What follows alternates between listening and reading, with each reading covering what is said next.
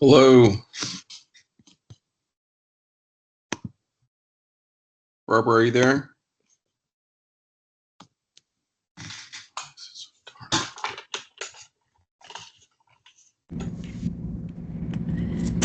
Good evening. Yes, I am. How are you? There you go. Hey, good to see you. I know we spoke over email once or twice like a year ago. Yeah, I'm glad you remember. Yeah, no, it's a pleasure to put a name with the face. Thank you for being here. I guess we'll just wait for Shawana to join us. Okay. We go ahead and get started. Is that correct? So, do you work in the office of the assistant chief? Is that where you work? I was. That's where I was. I was with the Office of the Assistant Chief for about a year and a half. And before that, I was with Ceasefire for about 11 years. Okay. So where do you... I started with Ceasefire day one. I mean, when they first started, I guess it was actually a reiteration of Ceasefire in 2012. Uh-huh. So Okay. that's where I spent most of my time was Ceasefire. Work now. I know that you're filling in, or at least DC Osmus said that maybe you're filling in for and within Dr. Nettles' old role. Is that the correct way to put it? Correct. Yeah. And so this is not new to me at all. When I worked with Ceasefire, I wrote a grant for something called collective healing.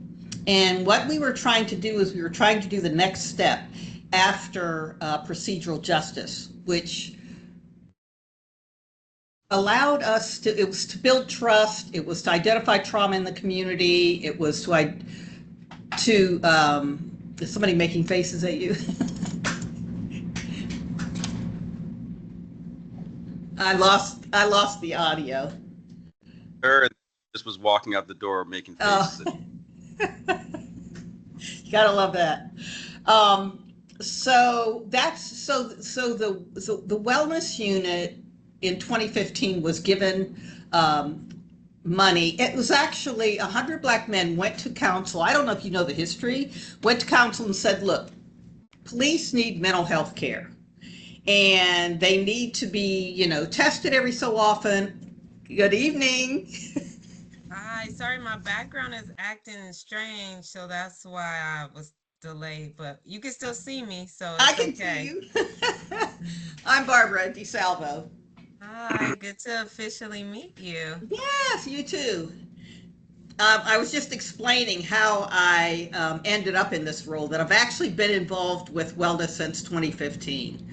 I was, as a result of a side project from Ceasefire, when we got a grant for something called collective healing. We were trying to build trust in the community.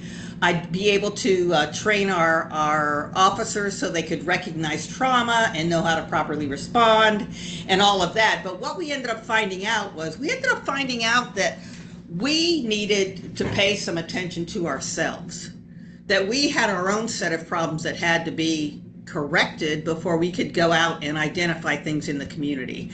And that was our own trauma. It was mental health issues. It was the lack of support. It was a floundering peer support and critical incident program, and the lack of policy, all of these things. But we did a deep dive into what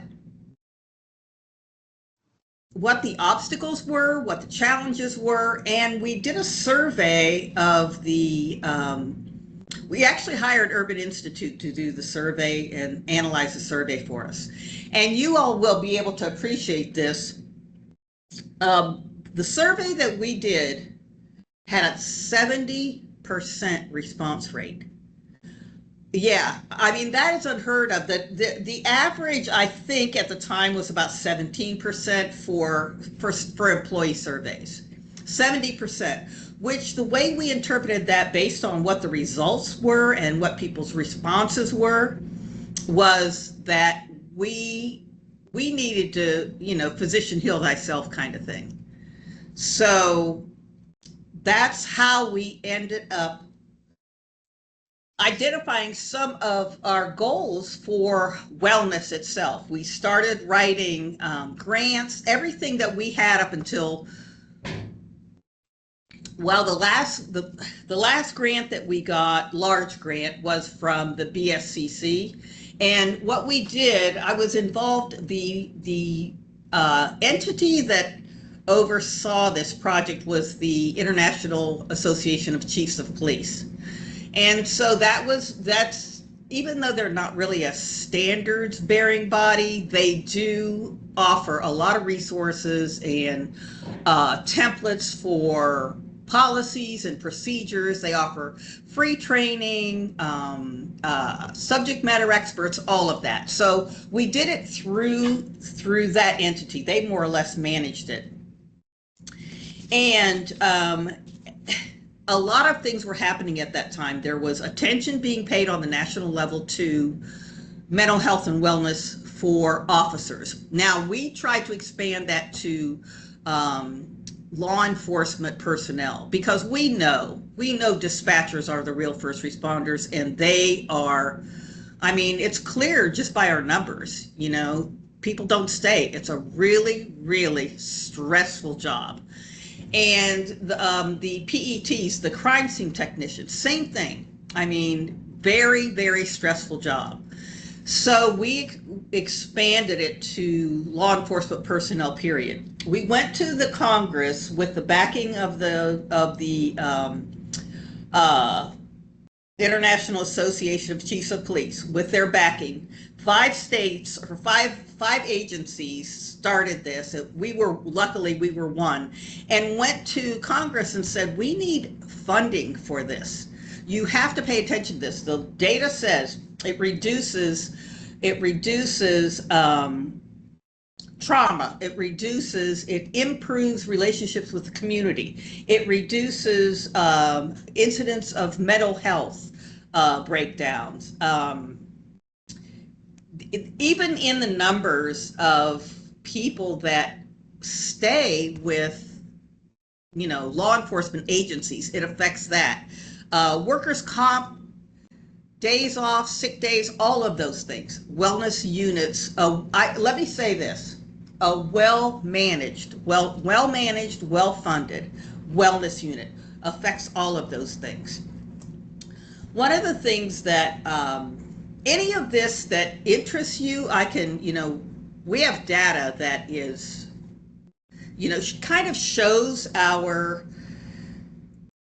story from 2015. I didn't get involved until 2018. Between 2015, when council gave the initial seed money for this, it was more for the structure itself, not for programs and services and that kind of thing. So from 2015 to 2018, we didn't really have programs. But we did manage to put together a really nice facility at the PAB. Nothing at Eastmont, nothing at communications. So, you know. So do you mean like meditation room, physical fitness area or something at the PAB? Is that what you're saying? Correct. Just no like program like management or anything like that, right? Well, no, it was really, how can I say this? There was no real substance to it. When we came in with collective healing, one of the places that we started with training, we developed with a couple of mental health experts that the International Association, IACP, that's easier, that IACP provided for us. We developed a customized trauma training for Oakland Police Department. Unfortunately, we started the training with dispatch. All it did was reinforce how badly we needed it when we started seeing some of the feedback. Unfortunately, it was never made mandatory. We ended up training about 70% of staff, but that was all on a voluntary basis. The people that took that training all volunteered to take it. So a lot of questions have been asked why we don't do trauma training. And that's one of the reasons why it exists, but when it comes to funding, when it comes to, having folks have the time on their schedule, or, even people whose job it is to do this training, it doesn't exist. So the lack of substance, that's a lot of the reason why. But that's kind of where we are now. So every year that I worked with this, and again, on the periphery, because what I focused on was peer support, because I could do it adjacent to ceasefire and not have to, be responsible for an entire wellness unit. So the same thing that we did with the federal government in terms of funding, that funding exists now from the federal government. It's called law enforcement. It was the Law Enforcement Mental Health and Wellness Act. It is the funding is available. It's in the budget, the federal budget. Every year that funding is available, up to $250,000. We can apply for it, and that's a lot of money for one, agency. The other is the other big grant that we got from the BSCC was the same thing. What we did was we established a coalition in California, and several other states did the same thing as a result of the federal funding. And that coalition lobbied the California legislature to pass the same type of legislative bill. What the assembly did was said, okay, wait, we're not even going to do this. We're going to allot $50 million for health and wellness for law enforcement for 2 years, and that's it. One-time deal, and we'll base it on how many law enforcement officers you have. So we ended up with a grant of $464,000 in 2020, in December of 2022, which was, again, a very, a very healthy grant. It allowed us to do a number of things. We didn't do everything that we wanted to do with it, but this is the first time since I've been involved with procedural justice, wellness, safety, peer support, critical incidents, all of that. This is the first time that I know of that we have not had grant funds. And that is a problem. I don't know why we don't have grant funds. I will tell you this: we don't have a grants coordinator. I personally have brought in millions of dollars to the department without a grants coordinator, but all that does is bring money into the department. It doesn't manage it, and that's a major issue. Because great, find the money, apply for it, get funded, and then the biggest, hardest part is managing the grants. Somebody has to be accountable for that. So anyway, I say that just to kind of plant a little seed to say that is something that's an opportunity that we're missing right now in terms of funding. So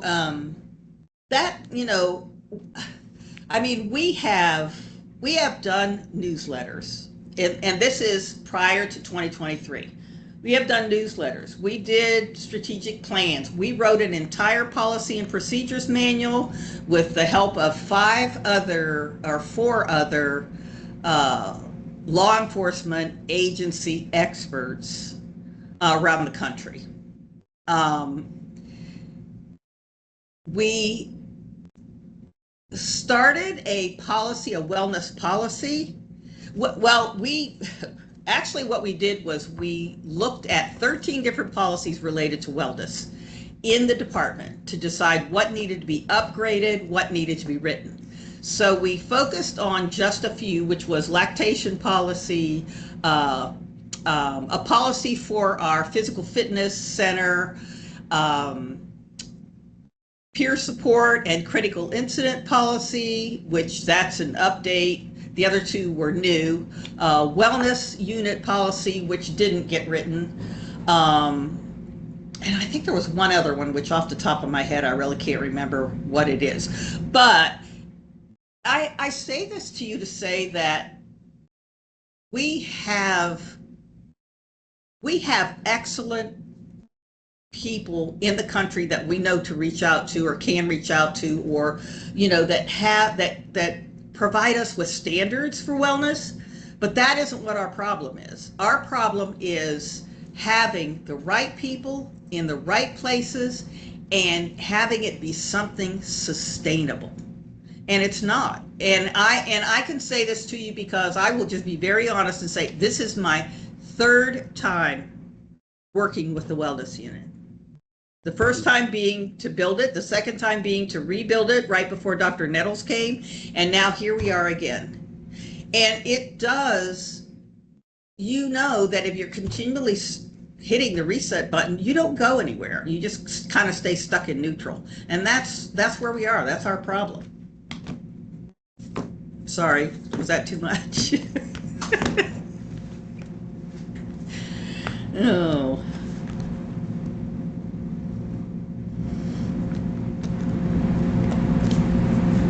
Questions? Commissioner Farmer, if you're talking, I can't hear you. No, I would. Oh. If you wanted to ask a question first, since I already had a chance to talk a little bit.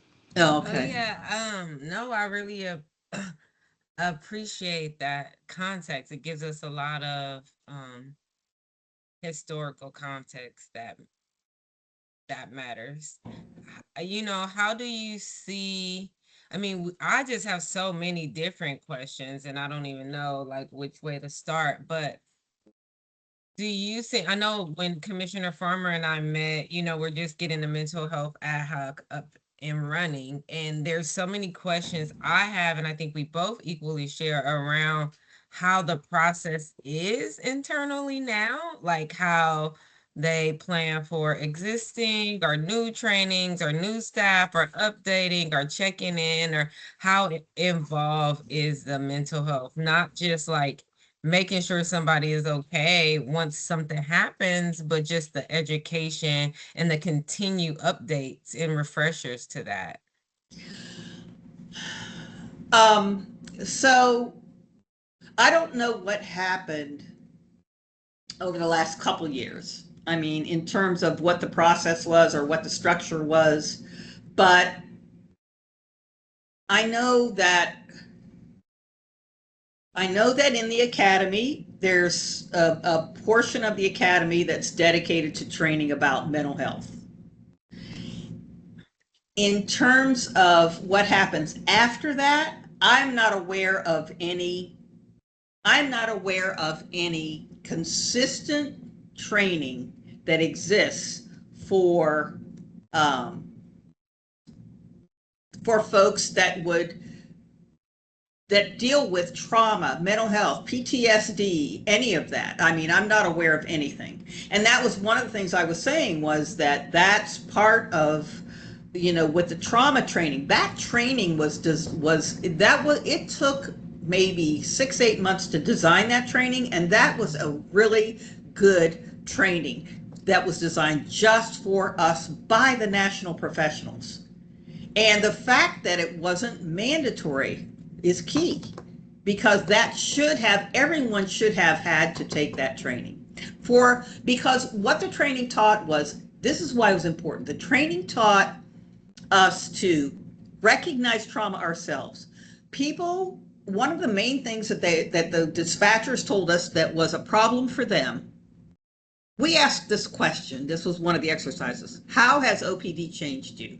We didn't say, how has it changed you for the better? How has it changed you for the worse? We just said, how has it changed you? Not one person gave us a positive response. And a lot of people said, I go home and traumatize my family.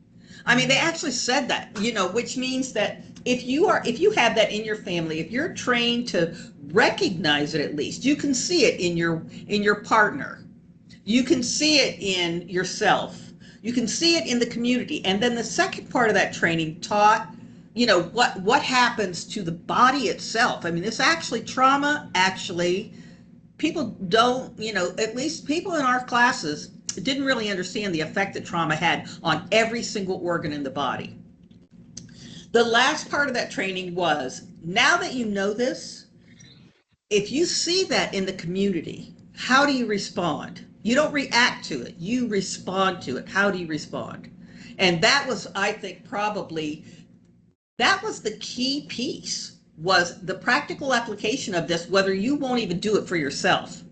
But now, because your supervisor is trained on this too, you're expected to know how to deal with this. Instead of, somebody is running around screaming because their child was shot, you don't restrain them. There is a way to deal with that is not. So anyway, I say that just to say that the training does not, I don't know that the training exists in any consistent way that is that addresses mental health and wellness. Internally or externally is what you're saying, like the vicarious secondary trauma, and also how then that lands and impacts the body, but then just also whatever they bring from their own Right. personal life, not work related or whatever, or work related, but just the constant contact potentially with trauma. Exactly. And trauma is just one of the issues that we deal with. I mean, it would really be nice to be able to have training for soft skills, like how do you talk to people? I mean, that might sound silly, but it's like No. you cannot talk to people like that. You have got to be respectful. You have got to listen to them. It does not sound silly, and it's so important because one of the things that's super important to me, and I've had this conversation with other commissioners, is and we look at this anytime behavior comes up, and we think about demeanor.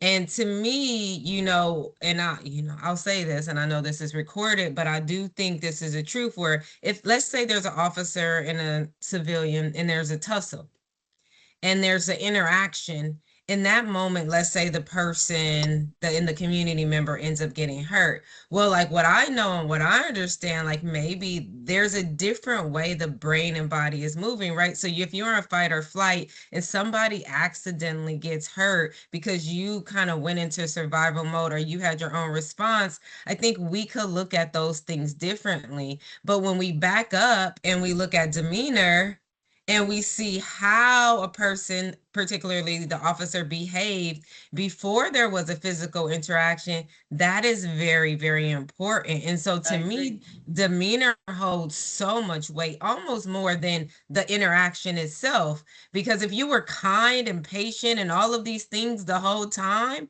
you're going to, and something happens that is unfortunate, it's still a very different way, because we can't always control how we respond when we might feel threatened or there's a physical altercation. But if you are already escalating this human and you weren't kind and you weren't thoughtful and you trigger something in them, and they're now, you've activated or exacerbated their trauma response, and then we're supposed to kind of assess and discipline that you were a fair, reasonable, thoughtful kind of, so I Calm. Yeah. right, like those kind of things are super important. And so I totally agree with you. How you speak to people, how you address people, how you interact is so important. Like, not just understanding, I mean, let's just assume everybody has trauma. We're not going to assume that Fair everybody assumption. we're not going to If you assume get that on the planet everybody long is enough, you've had right. trauma. And we're not going to assume that everybody has the same levels or same Right. layers or responds in the same kind of way, but we can assume that people may have a reaction that we can't anticipate, because we don't know people's life story. But it is also a fair assumption to say, when there is a power dynamic such as an officer and somebody that is in a situation that requires officer involvement, that there is a power differential in which the officer should ideally have some training to understand what that means and looks like, So I totally And agree we with you. I could not agree with you more. And perception is also a very powerful thing. Oh I my mean, goodness. yeah. Oh, am I going to get you started on something? No, yes, please don't get me started on something. But that's part of it too. And one of the things that is a really simple thing to teach, and I put posters up in the elevator and in the cafeteria and all over the place, just so that, I mean, over the sink in the bathroom, that speaks to things like, and there is the Department of Justice. There is a nonprofit called Valor. Commissioner Farmer, you might be familiar with them already, but and they supply us with a lot of our resources. But Valor, how each do you month, spell valor? VALOR, Mm. Are you and each. I'm sorry. talking about Men of Valor? No, no, Valor. It's out of the cop's office from the DOJ. Mhm. And so it's a nonprofit that's funded to provide training, mental health, all of that, resources for law enforcement or first responders, I should say. Um, but one of the things that we have pushed here is tactical breathing, 5 steps to calm, and those kinds of things that need to be part of a training. Even if it's just you go in before a lineup when the sergeants are all in a room getting ready for the day, and you practice 10 minutes of mindful breathing. Although we call it tactical breathing because it's better received. Um, Something like that. 5 steps to calm.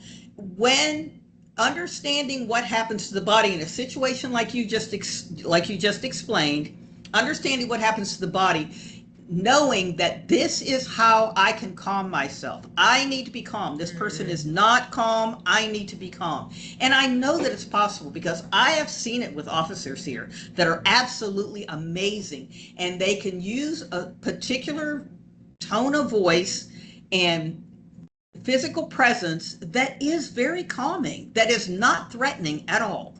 And so that when you talk about training, soft skills training, maybe that's soft skills, maybe it's not, maybe it's critical training.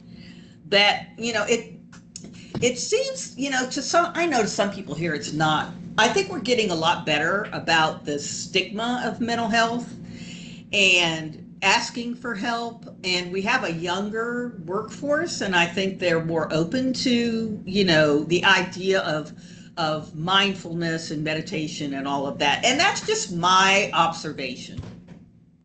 um, but those things are ways that we can teach officers or our personnel to be able to manage themselves Mhm. so that they can respond appropriately.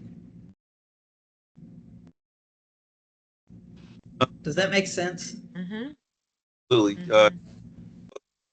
You and Your reception is kind of bad, Omar. It's In and like out. in and out. how about now? Every other word. Yeah, have me in Teams on my computer. Like it's never Oh, it's good now. good now. Okay, I just Yeah. was. Thank you both for your excellent feedback on everything. Um, I just am curious.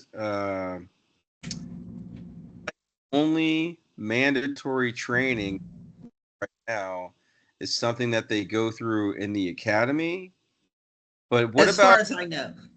yeah, okay. But what about like the procedural justice models they had put together in the past? I know that they had talked about coming up with a new module for that and how they're interacting with the community and stuff like that.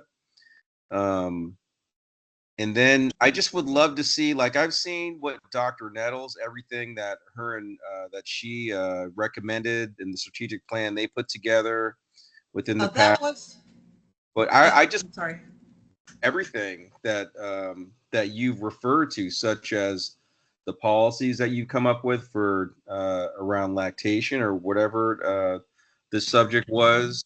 Um, all the recommendations that the IACP or IACAP provided to you all, and just I just would like to see all that, all the education and training, if possible. If that's like on a hard drive somewhere or something, And maybe we can just, I honestly, I am probably the person that has that has that information, because I don't think anybody else has consistently, worked on that. And I think that the strategic plan that Dr. Nettles submitted to you, I don't think that was a strategic plan. I think that was our policy and procedures manual. What I saw that was submitted was our policy and procedures manual. I'm not Going in and out again. Can't. I'm sorry, Commissioner Farmer. I can't. all good. Can you guys hear me now? Yeah, don't move. No, yeah, they called her strategic plan, but you know better than I do, whatever it was. But she's not there anymore. You're there. I just would love to see all the documentation that you have. And maybe we can just review it offline and come up with things discussed during these meetings. And take it from there. I would love that. I would really love that. And I say that because there are several things that we have had on a work plan for wellness for many years. We're really good at writing work plans and assigning it to people, but we're not good at accomplishing it. We're not good at meeting our deadlines, or we're not consistent about keeping those things in place for the reasons that I mentioned before, like the newsletter. The newsletter was great, and I'll tell you why. Because it was created by engaging people. So we asked folks, okay, we would pick somebody out like Michael Palmertree, the chief of police, a mental health and wellness professional that folks know, and they wrote the keynote article. Then we had information that just was interesting to people. We had a book corner, what people are reading, and it might have been like Ghetto Side, might have been a book that people didn't know about, but when you're working in ceasefire or homicide, you should be aware of that book. You should read that book. So it was done by engaging employees, so they read it. So it wasn't just something that, we were talking at them saying, okay, well, here's what's going on. No, it was their wellness newsletter. I would really, really be happy. I'm not going to be here that long, but I would really be happy to work with you. And as much of this as we can get updated and documented, and, especially with the policies, that would be incredible. It would really, really be incredible. What do you mean you're not going to be here that long? Well, I retired in December. You didn't know that? No, I didn't really. I was supposed to, but DC Osmus talked me into staying for 6 months. Because honestly, there really isn't anybody else in the department that knows what, I mean, I have 12 years in this, so I agree. Are you planning for a succession? Because it's a full-time position, yeah? Is it a pay? So we have you until what, June? Is the 6 months starting December? And the thing is too, is that I made that very clear. I said, okay, I will do it under these circumstances, that you hire someone before I leave for me to train. That is great. Yeah. Because there has to be, again, continuity. We can't hit the reset button and have somebody come in trying to figure out how to do this. It's all been in place for years. Yeah. So, and I can teach them how to write grants and where the money is. I mean, in the policy and procedures manual, there's 4 pages. There's an appendix in there that is 4 pages of resources for law enforcement.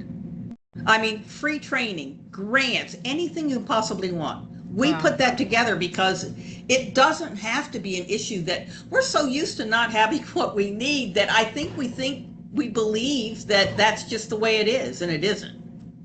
So I would be so thankful to you.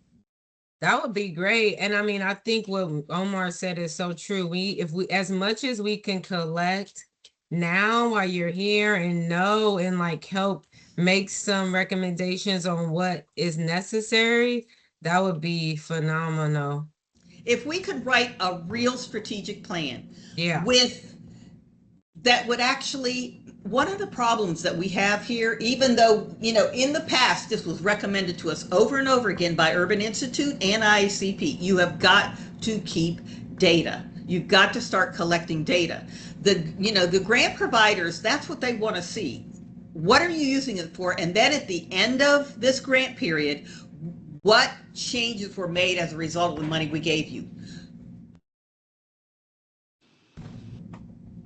I can't answer that question. I don't know. But we don't, but right now we're not, if we had a policy, if you would support us so that, okay, there, so that we completed all 4 steps of the program, which would be plan, develop, implement, and evaluate. And then we know where to go if we are evaluating what we're doing. Right now, we are not doing, we do it with peer support. We know with peer support what the need is, how it's changed over the years and all that, because our peer supporters are required to report that. So there's no current structure, like there's no teachers, no staff, no supervisor protocol that is kind of like doing the education. Every quarter we have folks review PTSD. Every quarter we have people understand what trauma could look like, how to interact. The wellness unit. The wellness unit has, something simple like this. The wellness unit has served X number of people. How did they benefit? But we don't even have a consistent training team or education manual or process to then even assess how all of that. Well, so how do you expect it to work when there's no framework? Yeah. I hate to say this, and yes, this is being recorded, but it's the truth. And the only way that we're really going to make a difference is we have to start where we are, and we have to know where that is. And 100%. That's it. 100%. So and I think this is so valid, Commissioner Farmer. We had in our first agenda, we had a bunch of these curious questions, and some public comment gave some feedback, and we're like, we need to understand actually what's happening. We're not trying to teach it. We're not trying to do it, but we don't know how many staff, who does what. Like, we're not just checking a box to say, oh, there's an education, and we don't know when, where, to who, and how often. But there was some kind of pushback in language, like we were confused about that. And we're not confused. I think you spoke to it very well just now, which is like, we need to know these things so then we can have a solid strategic plan and a plan of action to move forward for whoever steps into this role. Because the other part is whoever steps into this role, how are we hiring somebody that has this skill to do all the trainings? Thank you. Or are we saying this person trains the upper brass and then they do the trainings? Like, what is the practice? We need to determine that. And here is our philosophy this is something that I learned from the IACP. Always start at the top. And that is what we did. We started training the administration, then the supervisors, and moved down so that they would support it. We had to have buy-in from them. 100%. Yeah. But also, is it a trainer model, or is it only one trainer? That's the question that I have. Like, how do we want to do certain things? Well, in terms of so with this particular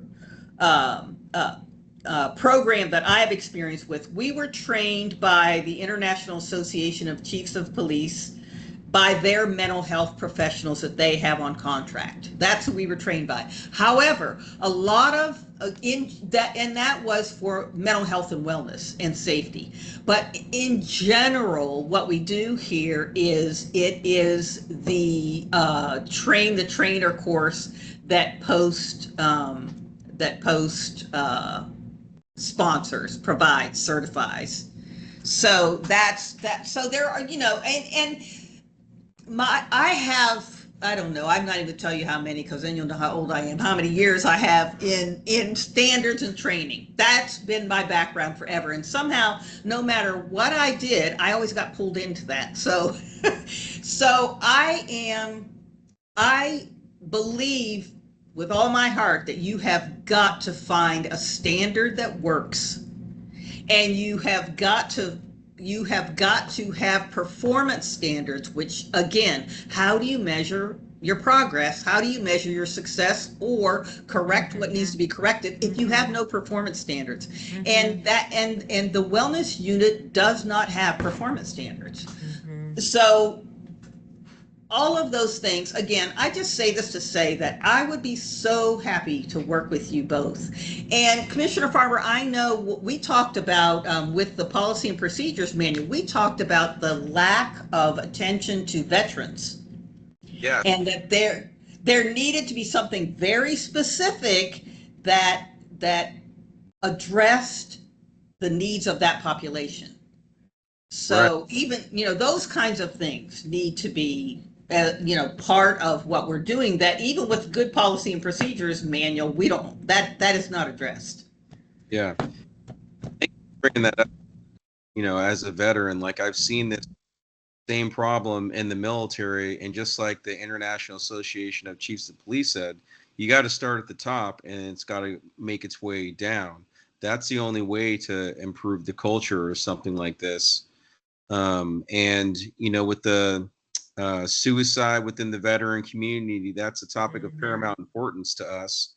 And there is some evidence showing that veterans who are also police officers have an even higher rate of suicide, due to the trauma that they continue to experience, as you're saying, like with the number of critical incidents and things like that. And if they don't have a critical incident stress debriefing, like structure set up in place, Follow up, documented, and then follow, make sure that people are okay. Then they're just going to bring that stuff back home, out in the community. And we need to take care of our people, all of our people, our police, the community, everybody. It's all a big, cycle. So. And I think one of the misnomers that we use is PTSD, because it is not PTSD. It's continuous. When they're working in law enforcement, it's continuous. When you're living in certain communities in Oakland, that trauma is continuous. It's not something that happened in the past or whatever. And we need to. That's why I think this is so urgent. Yeah, it's more complex. Yeah, it's a complex trauma. Yeah, complex PTSD. It might not, to our point, it's not even PTSD yet. Potentially, it could be, but it's more than that. Because the current stressors are still there. PTSD is reminders of it, but you can't, if you still living in it every day, it's not really a reminder. Yeah, this is I have to tell you, I'm so excited. Well, I'm glad that you're excited. It makes us even more. I know I'm excited. I know Commissioner Farmer has been on this, so I'm really excited. No, I'm super, because we could do something really good here. I mean, we should aim to do something before you leave June. Yeah, that's the plan. Okay. Yeah, for sure. Oh no, sorry, Omar, you're doing that thing again. Sorry, I didn't mean to cut you off. It's because when it glitches, we're gonna have to get you a microphone. Again, like this. But no, like you're saying, having a strategic plan, I'm all about strategic plans and actually putting them into action and having milestones and timelines and all that. I think that the three of us need to come up with something before you leave by the June deadline date as a short-term plan, and then maybe you can train the new person to the medium to long-range stuff that we need to talk. We have a lot to work with, so some of it is just going to be updating, getting input from you all to say, okay, this is good, but here's where we need to go with it, that kind of thing. So what I will do is, what's most important to you one of the things that I do want to send you is, and I'm sorry, I cannot recall what it's PERF, PERF. I can't recall what the acronym means, but it's the research arm of law enforcement. Again, it's a nonprofit funded by the DOJ and a couple of other entities. And PERF just put out their peer support and critical incident report in 2025. And they also did a research on the requirements for a successful wellness unit. And what was the first thing you said? The first one was it was a research report on peer support and critical incidents. And that's one of the policies we're rewriting. And in that document, there is, and these are pretty straightforward documents. It's not anything, it's not like 500 pages of some research. It's, they put it together more in a usable, format, which is great. But one of the things in the one for critical incidents and peer support is that they have several templates, examples of policies from other agencies. And IACP does the same thing. They have an entire library of policies and trainings and all of that. So there are great resources out there. That's great. I think where I personally would like to start that you could offer us is, what does OPD have? Like, what from the, if if they get a specific training in the academy and then that stops, and then kind of a better picture of who's training the peer support and how often is that, and how folks get to access that. I know DC Osmus did explain some of that to us, but just to have whatever you have in kind of even in writing around what is the current. I'm deep in that process right now. Okay, great. Yeah. As a matter of fact, I'm so happy to announce that we have our first peer support in 3 years, 2.5 years. We have our first peer support training the third week of April. And right now we have 22 students and 8 more who are being interviewed, because it's a whole process. It isn't like raise your hand if you want to be peer support. You are taken through an entire process. So, and that training we should have 30 people in that training, and then 5 are coming from fire. So, and it's the post approved certified peer support training. So yeah, that's really good, because that is, I think the peer support and critical incident program is extremely important and needs to be funded as well. Well, what is, can you guys hear me okay? Yes. That they go to for peer support, what does that entail? What does what entail? Hello? One more time? Post peer support training that they go through post. Oh yeah, well, any training that we do for peer support or critical incidents has to meet the post requirement. So they can do it through post, but what more often than not is these organizations write peer support and critical incident training based on the standards set by post, then they send it to post, and post either approves it or doesn't. That's kind of how that works. So it can be internal homegrown, you just get post to OIC. And we were, when we did procedural justice in 2014, we started that training, and we were the first agency in the United States to have a post-approved procedural justice training. So we took it through that process. And I'll tell you, I did that, and it is no joke. So it's definitely, a high standard and high quality training. So are you facilitating this peer support training? Are you? No, thank you. No, we hired the Counseling Team International to do it, and we've worked with them before a few years ago. So, and one of the reasons we're going to use Lexipol. Lexipol has a great training, but it's all online.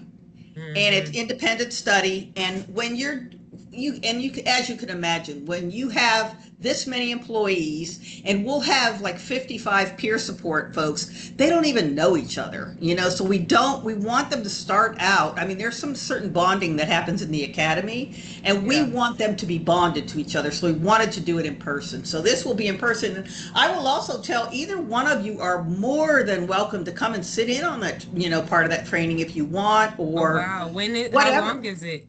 It's 3 days, 8:30 to 4:30 for 3 days. But if you want to just come and check it out, I would consider that an invitation, please. I will.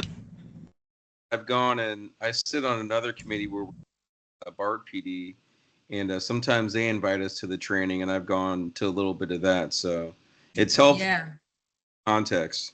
And I'll tell you something else too that would be good for us. I mean, the folks sitting in that room, for us to say, this is, someone who is, because you guys know, I mean, when Micah sent me the invitation and she used the word partnership, to me, that was really important. And so for us to even introduce you to people here and say, like the folks in the peer support training, they're very, very serious about caring for each other, and about doing a good job. And they're doing this as volunteers. They don't get paid. There's no overtime. There's nothing. They have to agree to that before we'll even allow them to fill out an application, that it is voluntary. And can we call you in the middle of the night if there's if it's a critical incident team, if there's a critical incident? Well, yes. So I wouldn't just not necessarily benefit you. It would also benefit us if you just came and said hello, or came and sat for an hour, whatever. It would really be. I think it'd be a really good thing. It's it's all about relationships. I'll absolutely do that. No problem. Yeah, me too, especially if it aligns with my schedule. If I could find a time at least to just pop in, that would be great. So yeah, when you send us the details, I'll try to see. Hopefully I can pop in.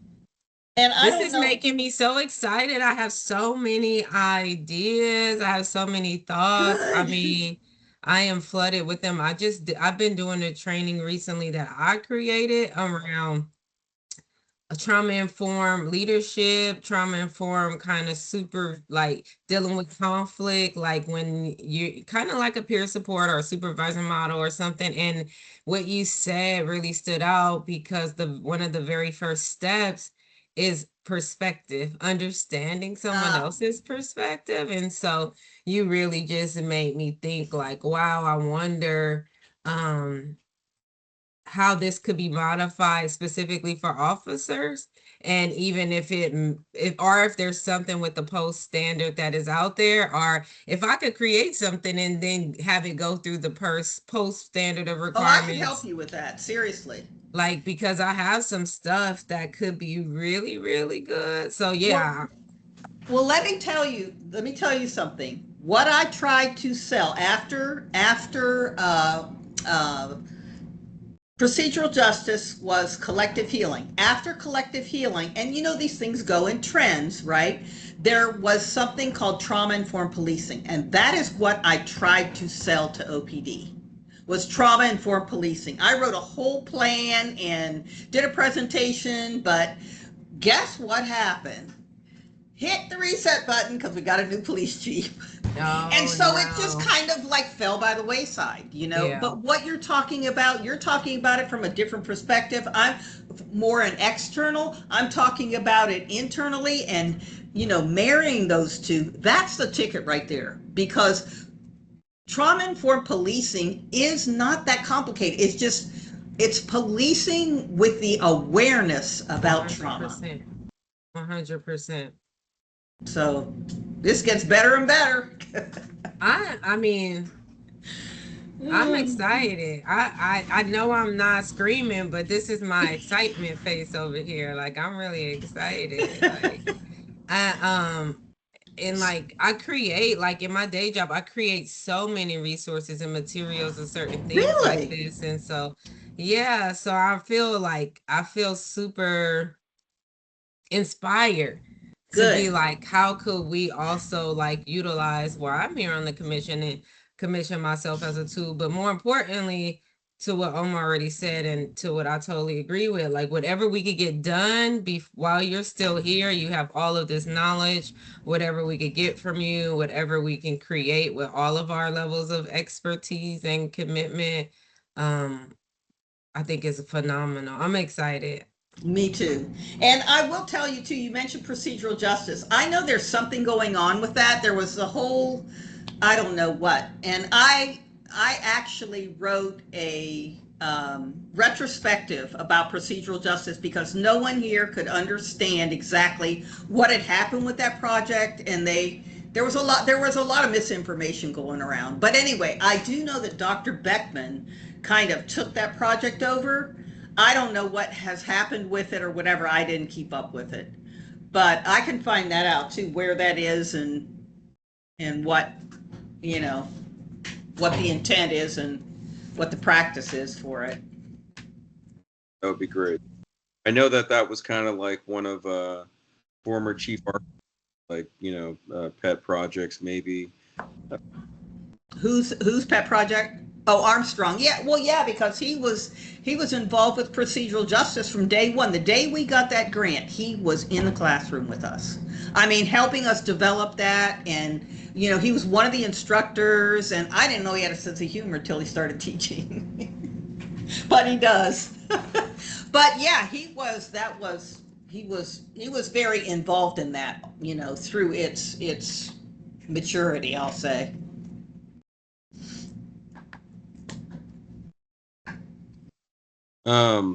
So yeah, so Juana, you created that really in-depth agenda. Was there anything else that you but I think we talked about what we need to talk about, Well, was there I'm just curious, is there anything else on that agenda that you wanted to talk about before we break? I got a hard stop at 7, unfortunately. I can't hear you. You're muted though. No, I mean, I think this is more important than the agenda, but this was also on the agenda. So yeah, I think this is great. We could revisit the agenda for next time. But I think if we have the best next steps, and this is the best next steps to get sent over to us what is there, Okay. and kind of and even if you send what's there and also in your vision what's missing, you named it, but even when you send it to us, because then we can start to formulate specifically, like you said, and what's in the charter, what's our responsibility, and how we're going to plan to review these things. And so I think that that is an important part. Okay, I can do that. Yeah, I'm excited. Yeah, no, it's I'm totally gonna perfect. when we finish this meeting, I'm going to send you the perf document about wellness units. There's a lot of information out there on wellness units, but this is just kind of a down and dirty. This is really what it should look like, kind of thing. So I'll send you that because I think it's a good document and it does give a nice, like single picture of what the framework of wellness should look like. And then I'll put these other things together, talk to a couple people here, make sure there's, see if there is anything else that they're doing. Excellent. That sounds great to me. As much information as you want to start sharing, the better. And then I guess we're going to reconvene, Shawana, in 2 weeks? Yeah. I'm down to have discussions offline, frequently as possible, and feel free to share all the documentation that you would like to share with us. So then maybe we can put together some next steps for between that next meeting in June. Then I'm in. 100%. And I think, yeah, our meetings are scheduled, yeah, starting next month, the 2nd and the 4th Monday. So please come to all of it that you can. But I'm with Omar. If we find reason for it to check in and get stuff in between time, yeah. That sounds great. I'm available to you anytime. So yeah, I do really want this. I'm so glad you guys are who you are. yeah, This is good. This is good. Well, great. All right. Well, Well, have a good rest of your Monday. thank you so much. I'm on my way to Eastmont now to work on the wellness week. Oh, That's next week, and I'm not feeling real ready. all right. All right. Well, good luck. All right. Thank Talk you. to y'all later. Thank you both. Bye. Bye. Bye, Omar. All right, I'll see you later. See you Bye. later. Bye.